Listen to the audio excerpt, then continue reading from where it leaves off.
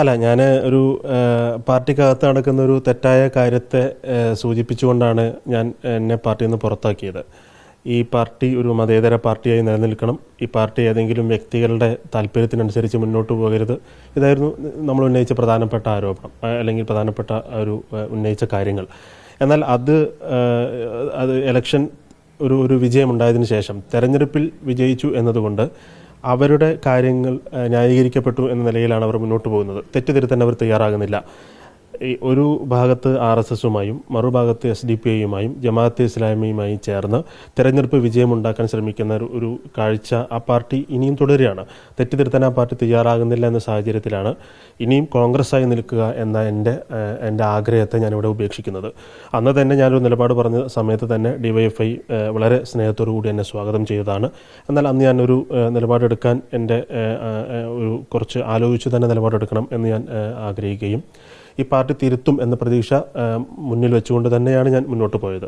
എന്നാൽ ആ party, Congress party തിരുത്താൻ തയ്യാറാകുന്നില്ലെന്ന് മാത്രമല്ല, അതിശക്തമായ നിലയിൽ RSSുമായി സഖ്യമുണ്ടാക്കാനുള്ള ശ്രമം VD സതീശൻ്റെ നേതൃത്വത്തിൽ നടന്നുകൊണ്ടിരിക്കുകയാണ്. അദ്ദേഹം ഈ അടുത്ത കാലത്ത് ഉന്നയിക്കുന്ന അദ്ദേഹത്തിൻ്റെ പ്രസ്താവനകൾ, അതുപോലെ തന്നെ അദ്ദേഹത്തിൻ്റെ നിലപാടുകളൊക്കെ അതിന് തെളിവായി മുന്നോട്ട് വരികയാണ്. അതുപോലെ തന്നെയാണ് SDPIയുമായും അവർ നടത്തിയ രഹസ്യ ചർച്ചകൾ. നമ്മൾ ഈ ആക്ഷേപം ഉന്നയിക്കുന്ന സമയത്ത് നമുക്ക് ഇത്രത്തോളം ഗാഢബന്ധം അവർ തമ്മിലുണ്ടായിരുന്നു എന്നുള്ളത് മനസ്സിലായിരുന്നില്ല. തെരഞ്ഞെടുപ്പിന് ശേഷമാണ് സ്ഥാനാർത്ഥി തന്നെ, യൂത്ത് കോൺഗ്രസിൻ്റെ സംസ്ഥാന പ്രസിഡന്റ് തന്നെ SDPIയുമായിട്ട് കൂടിയാലോചന നടത്തിയെന്നും അവരുമായി ഫോട്ടോ എടുത്ത കാര്യങ്ങളൊക്കെ പുറത്തേക്ക് വന്നത്. പുന്നൻ ഔഷാദിനെ പോലെ യൂത്ത് കോൺഗ്രസിൻ്റെ നേതാവായിരുന്ന പുന്നൻ ഔഷാദിനെ കൊന്ന പാർട്ടിയാണ് SDPI. ആ SDPIയുമായിട്ട് ചേർന്ന് നിൽക്കുന്നു. അതുപോലെ തന്നെ ജമാഅത്തെ ഇസ്ലാമിയുമായിട്ട് ചർച്ച നടത്തുന്നു.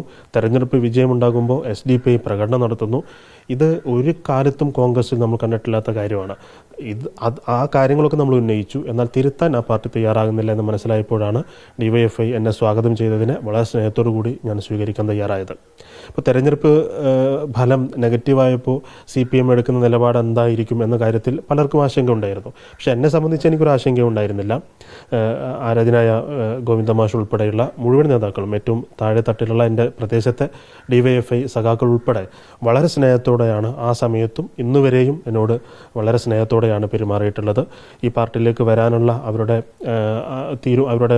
സ്വാഗതം ചെയ്യൽ അവർ വീണ്ടും വീണ്ടും ആവർത്തിച്ചിരുന്നു. എൻ്റെ താഴെത്തട്ടിലുള്ള എൻ്റെ സുഹൃത്തുക്കളായിട്ടുള്ള സഖാക്കൾ എല്ലാവരും വീണ്ടും തീരുമാനമെടുക്കണമെന്ന് പറഞ്ഞിരുന്നു. അപ്പോൾ ഇവർ തിരുത്തും എന്നൊരു പ്രതീക്ഷ ഉണ്ടായിരുന്നു. ആ പ്രതീക്ഷ സ്ഥാനത്താണ്. തെരഞ്ഞെടുപ്പ് വിജയത്തിൽ മതിമറന്ന് നിൽക്കുന്ന ഒരു കോൺഗ്രസിനെയാണ് ഇപ്പോൾ നമുക്ക് കാണാൻ കഴിയുന്നത്. കോൺഗ്രസിനകത്ത് അഭിപ്രായം പറയും എന്ന് പ്രതീക്ഷിച്ചിരുന്ന ആളുകൾ പോലും അഭിപ്രായം പറയുന്നില്ല. KPCC പ്രസിഡന്റ് ഒരു ഘട്ടത്തിൽ പറഞ്ഞതുപോലെ നട്ടെല്ല് ഉണ്ടെങ്കിലല്ലേ അഭിപ്രായം പറയാൻ പറ്റൂ എന്ന് അദ്ദേഹം ജോസഫ് വാഴക്കനോട് ചോദിക്കുന്നത് നമ്മൾ നേരിട്ട് കേട്ടതാണ്.